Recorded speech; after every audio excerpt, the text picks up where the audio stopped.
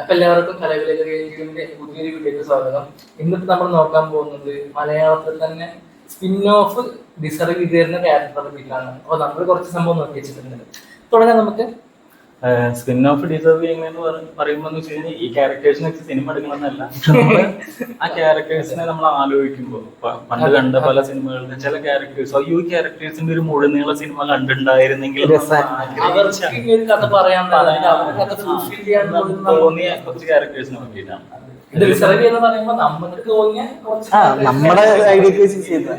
ഇതിന്റെ പോലെ തന്നെ നിങ്ങൾക്കും ഒരുപാട് പറഞ്ഞിട്ടുണ്ടാവും, കമന്റിൽ കൂടെ അറിയിക്കും. അപ്പൊ ആദ്യത്തത് സംരംഭത്തിലെ നിരഞ്ജൻ. കാരണം ആ സിനിമ നമ്മൾ കാണുമ്പോൾ നമ്മുടെ ഉള്ളിൽ വിങ്ങലായിട്ട് നിൽക്കുന്ന കാര്യമില്ല. കാരണം എന്നെ സംബന്ധിച്ചിടത്തോളം എനിക്ക് ആ സിനിമയിൽ ഞാൻ ചെറുപ്പത്തിൽ കാണുമ്പോൾ എനിക്ക് ആ സിനിമയിൽ ആയിട്ടുള്ള കാര്യം ഒന്നും അറിയില്ല. കാരണം നമ്മൾ ടിവിയിൽ കാണുമ്പോൾ സുരേഷ് ഗോപി, ജയറാം, കലാഭവൻ പടം ഒരു ഘട്ടം കഴിയുമ്പോൾ സീരിയസിലേക്ക് പോകുന്നു. അങ്ങനെ പോയി ലാസ്റ്റിൽ ആദ്യത്തം വരുന്നു. നമുക്ക് ഭയങ്കര സങ്കടമുള്ള രീതിക്ക് ക്ലൈമാക്സ് അവതരിപ്പിക്കുകയും അപ്പൊ അങ്ങനെയൊക്കെ കാണുമ്പോൾ പിന്നീട് നമ്മൾ സിനിമ കാണുമ്പോൾ ഇയാൾക്ക് എന്തോ ഒരു കഥ ഉണ്ടായിരുന്നല്ലോ, അയാൾക്ക് അത് നരേറ്റ് ചെയ്ത് പോകുന്നുണ്ടെങ്കിലും അയാൾക്കൊരു കഥ ഡിസർവ് ചെയ്തിട്ട് തോന്നിയത്. അത് ഒരു അവധിക്കാല ഫണ്ട് റൈഡ് എന്നുള്ള മാതിരത്തെ ഒരു സെറ്റപ്പ് ആയിരുന്നു ആ സിനിമ. അവധിക്കാലത്തിന് വരിക ആ സിനിമയുടെ തന്നെ ഒരു കോമഡി ലെവൽ. അതായത് ഇപ്പൊ കലാഭവന്റെ ക്യാരക്ടറും ജയറാമിന്റെ ക്യാരക്ടറും അവര് നമ്മളെ ഭയങ്കരമായിട്ട് ചിരിപ്പിച്ചു. സുരേഷ് ഗോപിയുടെ ക്യാരക്ടർ നമ്മളെ ഭയങ്കരമായിട്ട് ഇതാക്കിയാണ്. എന്നീസ് എന്ന് പറഞ്ഞ ക്യാരക്ടർ അത്രയും എല്ലാവരും സുരേഷ് ഗോപി ചെയ്തു വെച്ച ക്യാരക്ടേഴ്സില് ഒന്നാണ്. എല്ലാവർക്കും ഇഷ്ടമുള്ള മഞ്ജുവാര്യർ പിന്നെ പറയണ്ട. അമ്മൻപത്തിലേയും പറഞ്ഞ മഞ്ജുവാര്യരാണ് ശരിക്കും. എന്ന് വെച്ച് കഴിഞ്ഞാൽ അന്ന് ആ ക്യാരക്ടർ അങ്ങനെ ഒന്നും ചെയ്യാൻ ഒരാളുകളെ ഉണ്ടായിരുന്നില്ല. പക്ഷെ ഇതിലെന്താന്ന് വെച്ച് കഴിഞ്ഞാൽ അപ്പൊ സുരേഷ് ഗോപിയുടെ മാതിരി ഒരു ക്യാരക്ടർ അല്ലെങ്കിൽ ജയറാമിന്റെ മാതിരി ഒരു ക്യാരക്ടർ, ഈ രണ്ട് ക്യാരക്ടറിനെ റിജക്ട് ചെയ്തിട്ട് മഞ്ജുവാര്യർക്ക് ഇഷ്ടമുള്ള ഒരാള് എന്ന് പറയുമ്പോ അതൊരു സൂപ്പർ താരം അഭിനയിക്കണം എന്നുള്ള ഒരു ഇത് അവർക്ക് ഉണ്ടായിരുന്നു. അപ്പൊ രക്തസാക്ഷികൾ സിന്ദാബാദും ഹരികൃഷ്ണൻ സാർ, അപ്പൊ മോഹൻലാലിന്റെ മേക്കപ്പ് കണ്ടാൽ തന്നെ നമുക്ക് അറിയാം താടി മാത്രം. അപ്പൊ ആ ക്യാരക്ടറിന് പറയുന്നത് അതായത് റിബലായിട്ടുള്ള ഒരു യൂണിയൻ ലീഡർ അല്ലെങ്കിൽ ഒരു വിദ്യാർത്ഥി നേതാവ് എന്നുള്ള ലെവലില് ആ ക്യാരക്ടറിന്റെ ബാക്ക് സ്റ്റോറീസ് അത് പറയുന്നുണ്ട് എന്നല്ലാണ്ട് നമുക്കൊരു വിഷ്വലൈസേഷൻ ഇല്ല. അപ്പോ ഇവര് റൊമാൻസ് ഉൾപ്പെടെയുള്ള ഒരു സെപ്പറേറ്റ് ഒരു കഥ ഉണ്ടായിരുന്നെങ്കിൽ സമ്മർ ഇൻ ബത്ലഹേമിന്റെ വേറൊരു തരത്തിൽ സീരിയസ് ആയിട്ടുള്ള ഒരു സിനിമ. അത് ക്ലൈമാക്സ് കുറച്ച് ഇമോഷണൽ.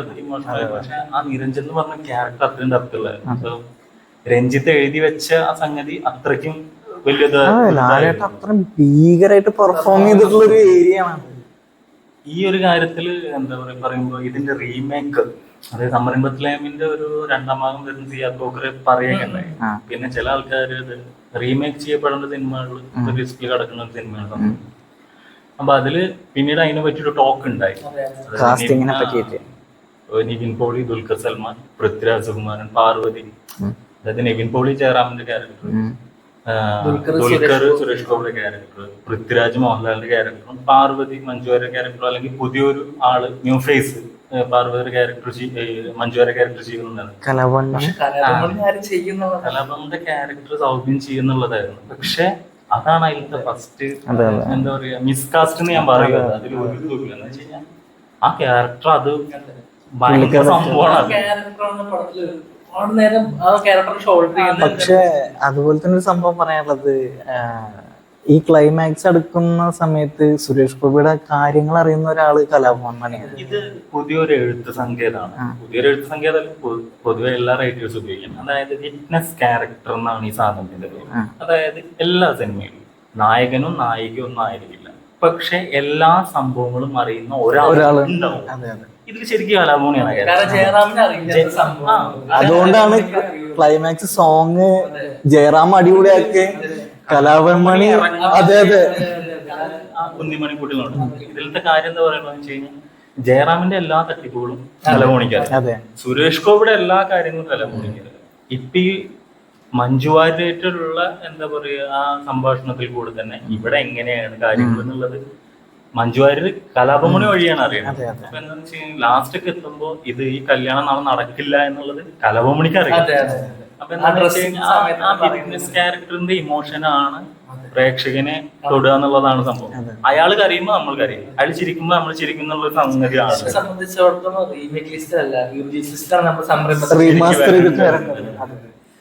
ഇതില് ഇനിയിപ്പോ നമുക്ക് അടുത്ത ഒരു സിനിമ പറയാം. അത് മിന്നൽ പ്രതാപൻ.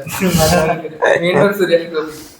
സുരേഷ് ഗോപിയുടെ കരിയറിൽ സുരേഷ് ഗോപി ഇന്നേ വരെ അങ്ങനെ ഒരു ക്യാരക്ടർ ചെയ്തിട്ടുണ്ട്. മിന്നൽ പ്രതാപ് എന്നുള്ള ക്യാരക്ടർ കാരണം ഓൾറെഡി ആ സിനിമയില് ഡെന്നിസ് ജോസഫ് കുട്ടികൾക്ക് വേണ്ടിയിട്ടുള്ള ഒരു സിനിമ. അത് ഇപ്പോഴത്തൊരു ഇൻസ്റ്റാഗ്രാമിൽ ഒരു സംഭവം കണ്ടിട്ടുണ്ടായിരുന്നു, മലയാളത്തിന്റെ സ്ട്രേഞ്ചർ തിങ്സ് എന്ന് പറഞ്ഞിട്ടൊരു സംഭവം. അതെന്താ വെച്ച് കഴിഞ്ഞാൽ കുട്ടികൾക്ക് വേണ്ടിയിട്ട് എടുത്തത്, കുട്ടികൾ മികച്ച കുട്ടികൾക്കുള്ള ചിത്രത്തിന് ദേശീയ അവാർഡ് സിനിമയ്ക്ക് കിട്ടുണ്ടായി. അപ്പൊ ഡെന്നിസ് ജോസഫ് കഥ എഴുതി സംവിധാനം ചെയ്യും, ഷിബു ചക്രവർത്തി ആയിരുന്നു അതിന്റെ സംഭാഷണം തിരക്കഥ എഴുതിയത്. അപ്പൊ മമ്മൂട്ടി മനുവങ്കിൾ പറഞ്ഞ ടൈറ്റിൽ ക്യാരക്ടർ മമ്മൂട്ടി, ഡെന്നിസ് ജോസഫ്, മമ്മൂട്ടി, മോഹൻലാൽ അവരൊക്കെ നമ്മളെ ബന്ധം അറിയാലോ. ആ ടൈമില് ആ സമയത്ത് ജഗതി ശ്രീകുമാറിനെ എഴുതി വെച്ച ഒരു കോമിക്കൽ ക്യാരക്ടർ ആയിരുന്നു മിന്നൽ പ്രതാപൻ. അപ്പോ ആ സമയത്ത് ഷൂട്ട് നടന്നുകൊണ്ടിരിക്കുമ്പോൾ തിരുവനന്തപുരത്ത് എറണാകുളത്ത്, അപ്പം ഷൂട്ട് കാണാൻ വന്ന സുരേഷ് ഗോപിനെ പിടിച്ചിട്ട് അഭിനയിപ്പിച്ചത് എന്നാണ് പറയുന്നത്. അപ്പൊ സുരേഷ് ഗോപി ഇത്ര ഫണ്ണായിട്ടൊരു ക്യാരക്ടർ ചെയ്തിട്ടില്ല. എക്സ്പ്രഷൻ ഒക്കെ ഉണ്ടല്ലോ, ബോട്ടിൽ നിർത്തി ചാടുന്ന സീനൊക്കെ. അത് ഓരോ തവണ വെള്ളത്തേക്ക് കാല് വെച്ചിട്ടല്ലോ ആ മൈക്കും പിടിച്ചിട്ട് കയറി വരുന്ന സംഭവില്ല. അപ്പൊ എന്താ വെച്ച് കഴിഞ്ഞാൽ വെള്ളത്തിൽ വീണെന്ന് കരുതി മിന്നൽ പ്രതാപന്റെ വീരൊന്നും ചോർന്നു ആ സാധനം അത്. പിന്നെ അയാള് മേലും താഴ്ത്തിക്ക് സുരേഷ് ഗോപി പേടിച്ചിട്ട് കണ്ണൂത്തുന്ന സീനുണ്ട്, കയറുമ്പോൾ അയാൾ താഴ്ത്തി. ഇത് ശരിക്കും ഇപ്പൊ എന്താ വെച്ച് കഴിഞ്ഞാൽ അന്നത്തെ മലയാള സിനിമയിൽ അങ്ങനെ ഒരു സംഗതി ഇല്ല. അതായത് കോമഡി ആക്ടേഴ്സ് കോമഡി സിനിമകൾ ചെയ്യണം, സീരിയസ് ആക്ടേഴ്സ് സീരിയസ് സിനിമകൾ ചെയ്യണം എന്നുള്ള തരത്തിൽ. ഇതിപ്പോ ഇന്നൊക്കെ ആയിരുന്നു അങ്ങനത്തെ സിനിമ ഇറങ്ങുന്നുണ്ടായിരുന്നു, ആനവാൽ മോതിരം മാതിരി. മിന്നൽ പ്രതാപന്റെ ചിരിപ്പിക്കുന്ന കുറച്ച് കേസുകളായിട്ട് നമുക്ക് നല്ല അതിലെന്താന്ന് വെച്ച് കഴിഞ്ഞാൽ ആർക്കും ആ സിനിമയിൽ അഭിനയിച്ച ആൾക്കാർക്ക് ഗസ്റ്റ് റോളും ചെയ്യാനുള്ള ഒരു സാധ്യത കൂടി ഉണ്ട്. കാരണം എന്താ വെച്ച് കഴിഞ്ഞാൽ ടെക്നിക്കലായിട്ട് എന്തെങ്കിലും സഹായം ഉണ്ടെങ്കിൽ മനുവെങ്കിൽ ക്യാരക്ടറിനെ മിന്നൽ പ്രതാപനെ വിളിക്കാൻ അങ്ങനെ അവർ ബന്ധം. അപ്പൊ എന്താ വെച്ച് കഴിഞ്ഞാൽ നല്ലൊരു ഇതാവുമായിരുന്നു. ഇപ്പോഴാണെങ്കിലാണ് യൂണിവേഴ്സ് സാധ്യതകള് നമ്മുടെ നാട്ടിൽ അത് അടുത്തത് നമ്മുടെ നന്ദഗോപാൽ നരസിംഹ. അത് നരസിംഹത്തിന്റെ ഇൻട്രോൾ പഞ്ചേ അത് ശ്രീരാമൻ പറയില്ല, ഇത് ഹബീബ് പറഞ്ഞ മാതിരി നരി തന്നെയാണ് പറയുന്നത്. അതിൽ മമ്മൂട്ടിയുടെ ഇൻട്രോ അതാ ഊഞ്ഞാല് മാതിരി ഞാൻ കാവ്യം എടുത്തിട്ട് ഇരുന്നിട്ട് ഡയലോഗ് പറയുന്ന സംഗതി, ആ രാജസ്ഥാൻമാര് ഭൂമിയിലേക്ക് മണലേക്ക് പറഞ്ഞ സംഭവം. പക്ഷെ അതൊരു റോറിംഗ് ആയിട്ടുള്ള അഡ്വക്കേറ്റ്, അതായത് ഒരു കോർട്ട് റൂം ഡ്രാമയ്ക്ക് സാധ്യത ഉണ്ടായിരുന്ന ഒരു അഡ്വക്കേറ്റ്. അതായത് എങ്ങനെ നമ്മൾ എന്താ വെച്ച് കഴിഞ്ഞാൽ ഒരു വക്കീൽ നായകനായിട്ട് വരാവുന്ന ഒരു സിനിമ രഞ്ജിത്ത് മാതിരി തന്നെ ഒരാളായിരുന്നു, രാജകേല രഞ്ജിത്ത്.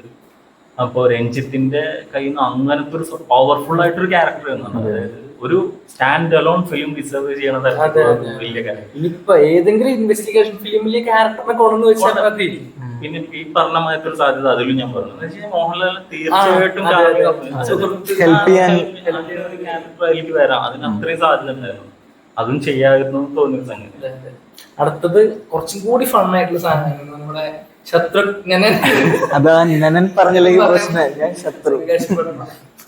അത് തെങ്കാശിപട്ടണം ഷോൾഡർ ചെയ്യുന്ന ക്യാരക്ടറാണ് ശരി ശത്രു. ദിലീപും സലീം കുമാറും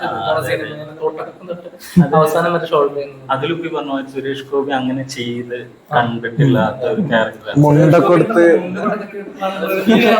കുറെ ഡയലോഗ്സ് എന്താ പറയാ, ഇപ്പൊ ദിലീപ് വന്നിട്ട് ഇത് അവളാന്ന് പറയുമ്പോ തവളെ സുരേഷ് ഗോപി, സുരേഷ് ഗോപിന്റെ ഡാൻസ് കളിക്കുന്നു കടമഴിക്കുന്നപ്പോ അതില് ദിലീപിന്റെ കാര്യം എന്ന് വെച്ച് കഴിഞ്ഞാൽ 5 വർഷത്തെ അവരൊരു ലവ് സ്റ്റോറിയുടെ കാര്യം ഞാൻ 5 വർഷമായി കുട്ടിയുടെ പിന്നാലാണ്. പിന്നെ ഞാൻ പ്രതിയാണെങ്കിൽ ഇപ്പൊ റിലീസ് വെച്ച് കഴിഞ്ഞാൽ ആ ശത്രുഘ്നൻ എന്ന് പറഞ്ഞ ക്യാരക്ടർ അത് ഒരു ലോ റൈറ്റിനുള്ള സാധനം ഉണ്ട്. അയാളുടെ അയാള് കോളേജ് കാലഘട്ടം ഇവരെ പിന്നാലെ നടന്ന എങ്ങനെ അതാണെങ്കിൽ മനോഹരമായിട്ടൊരു എൻഡിങ് ഉണ്ട്. അതായത് ഇവരെ വിവാഹം കഴിക്കണ രീതിക്ക് എത്തിക്കാൻ സാധനം, അതും ഭയങ്കരമായിട്ട് റാഫി മെക്കാട്ടിൻ ഫുൾ സ്റ്റെപ്പ് ചെയ്ത സാധനമാണ്. കാണിക്കുന്നത് അത് ശരിക്കും അയാളുടെ കഥയിലും ക്ലൈമാക്സ് ആയി വരാവുന്ന ഒരു സംഗതിയായിരുന്നു. അപ്പൊ അതും അങ്ങനെ തോന്നിയിട്ടുള്ളത്.